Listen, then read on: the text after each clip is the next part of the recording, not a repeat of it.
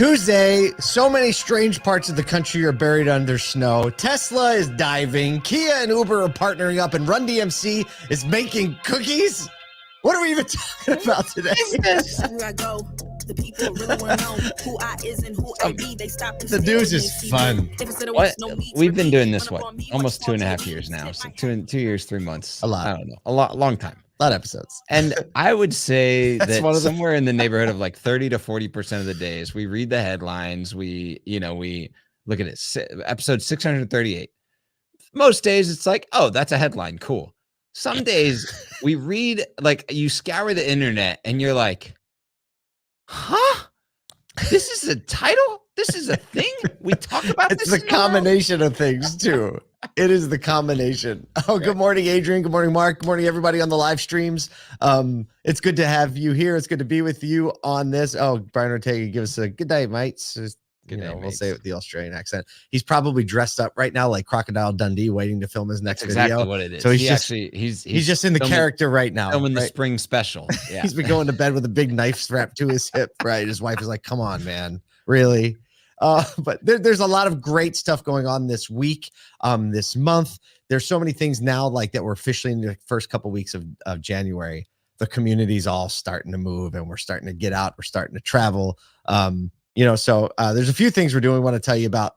All right, get your little pen and notepad ready, because there's a few things. Oh wow, I feel like I need to write this down. Look at people jamming in. Like Amanda, good morning. The live stream's lighting up this morning. Oh my Mike, goodness, what's up? Rob, Angus, here. go Lions. I feel like as an auto industry podcast, we should be Lions fans.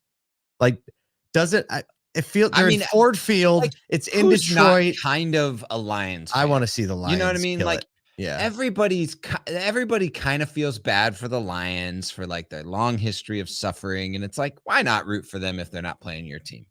Absolutely. I'm hoping for a Lions-Bills Super Bowl. Would be amazing. That would be cool. We'd have a lot of conflicted interests, and we're not going to talk about the Eagles. So tomorrow, we're going to be. What are we doing here? We're promoting tomorrow. No, tomorrow. Yes. David Spisak, good friend of ours. A lot of people in the industry know him. He's kind of an icon, and he's got the most iconic voice I can think of, aside from our Michael Cirillo, of course. We should have those two on a podcast. There's going to be is it a 5-hour live stream? Is the event 5 hours? 3-hour live stream. Oh, I got the time wrong here. When is the time? I think it's noon. Hold on.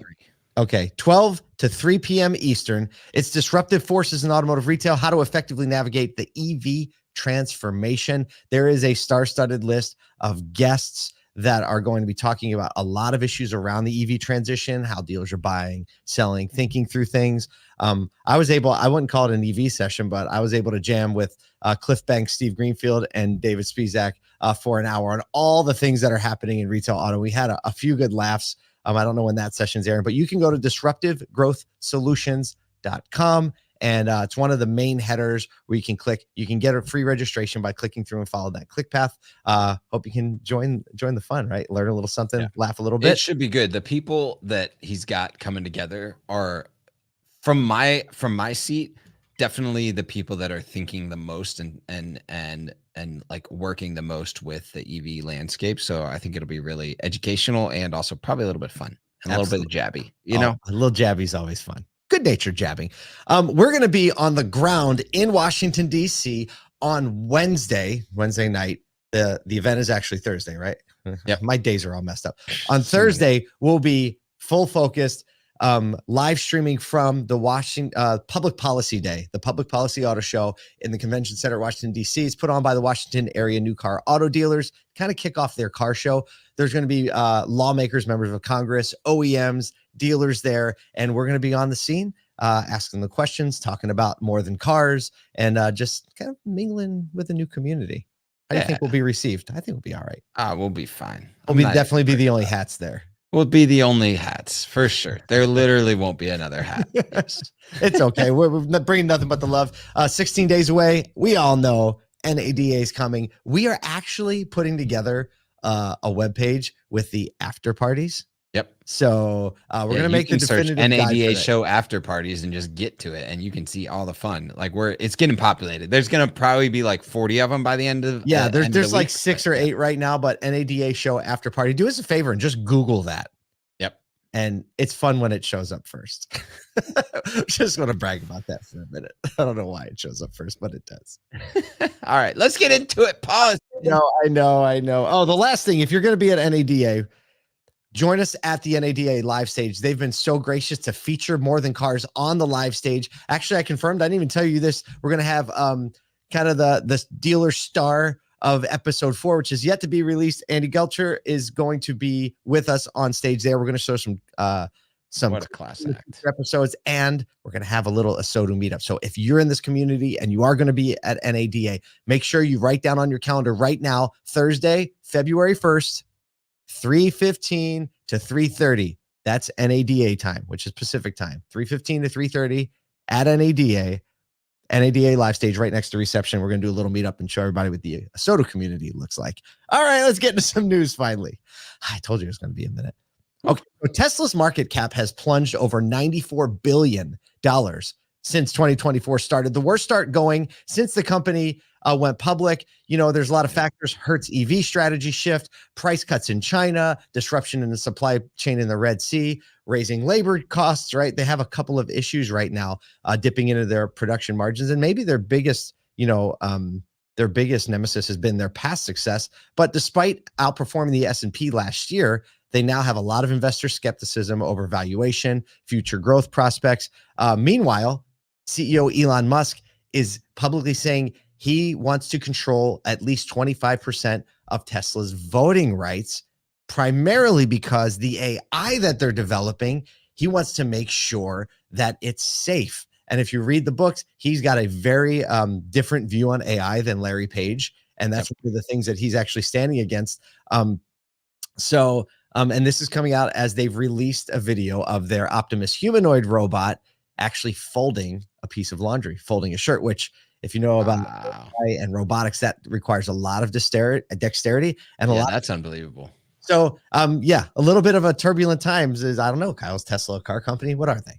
They're not a car company. They're still a data company. Well, they obviously are making a bunch of cars, but it's still a data company. And it's clearly not Elon's favorite thing that he's doing right now, because he doesn't hold as much interest in it. He's working on these other projects that he holds a lot more interest in. And he's kind of a bright, shiny object guy. Like Tesla runs itself. Yeah, it's lost $40 in price per share and $94 billion, which is a ton. But based on their total market cap, like, they're still good, and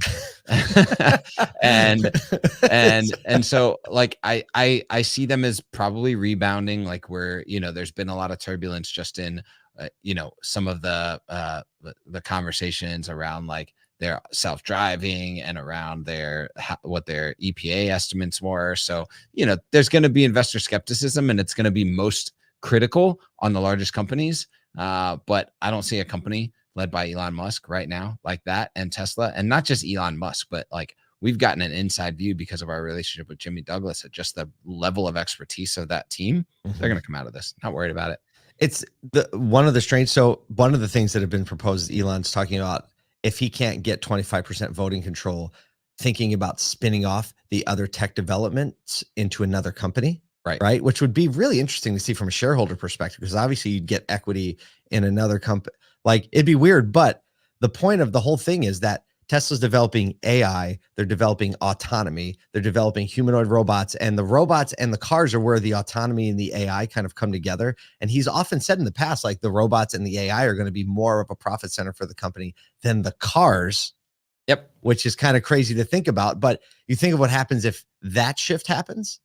Right. It's not just it's more than cars in a different way. it's way more than cars, and their valuation actually changes. If he can shift the company's center, the valuation of the company, the multiples of that company, interestingly enough, shift, which is mind-boggling to think about what that could. When he had 25% of the company? I think before he sold off to buy Twitter. So it's kind of like, I had it, I bought this other thing, and now I need it back. Yeah. You can't have it both ways. Can't have it both ways. Speaking of things going two ways. Segue. Kia and Uber are joining forces with a memorandum of understanding, an MOA, that marks a collaboration for developing, another acronym, A PBV. What do they call? What's that stand for? No clue. Oh, it's in the article. It's somebody will figure it out. But it's their new little vehicle that they had that's like a modular vehicle, aligning with Uber's 2040 zero emission ambition and showcasing Kia's approach to mobility tech. So the PV5 concept was previewed at CES 2024. We covered it. It kind of goes from a micro car to a full-size van using the same like battery and power plant. I don't know. They didn't show how that works, but basically they're trying to cater to Uber drivers and, say, hey, we're going to create vehicles that include like an EV, insurance, maintenance, all in one package that we can deliver to an Uber driver, saying we're going to focus on basic kind of like ride quality, the entertainment, infotainment, advanced safety features, and a personalized experience. Oh, it stands for a platform beyond vehicle. That's their like new basically skateboard that all of their stuff is. Yeah, and it's like all the little, they kind of look like those canoe vehicles. They're still just like a little transport vehicle. Looks like it came from Star Wars. Yeah, exactly. So, I mean, it's a partnership, a memorandum of understanding, just saying like, we have the intention of like doing something together. Well, and I think this is cool because, if you think about like the things that Uber drivers and Lyft drivers go through to make the experience of being in that car feel more than just like getting in the backseat of your friend's car, right? You see some of them put screens in there. They're putting things like, little like waters and creature comfort and cords and things like that. So my guess is that this would make all of those little things that make it easier to ride in the back of someone else's car even easier, right? They just expose more of the things that are necessary for an Uber driver to be a better Uber driver and for Uber to have better guest experiences because they have better cars driving the roads, right? It's kind of like Uber is a taxi company or something. Kind of like that. I mean, maybe they have an air filtration feature in there at some point.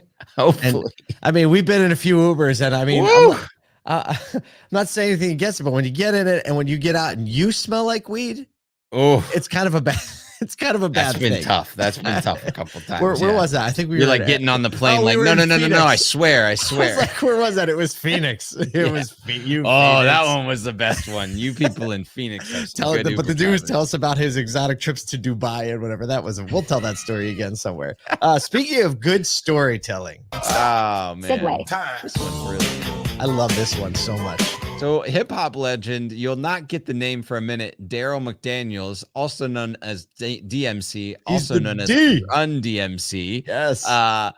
Launched a unique cookie brand in a little bit of a tongue-in-cheek Daryl Makes Cookies, DMC, blending sweet treats with a powerful social message. The venture aims to bring generations together, inspired by Daryl's commitment to family, community, and positive change. So Daryl McDaniels basically wants to have a cookie brand that's more than just a treat, but a medium to unite generations and smiles.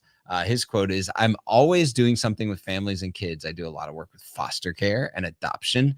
Most importantly, I like to do nice things that make people smile. My cookie company isn't a business for me. My cookie company is an opportunity. I can hire kids that want to bake. I can hire kids that want to run businesses and do management.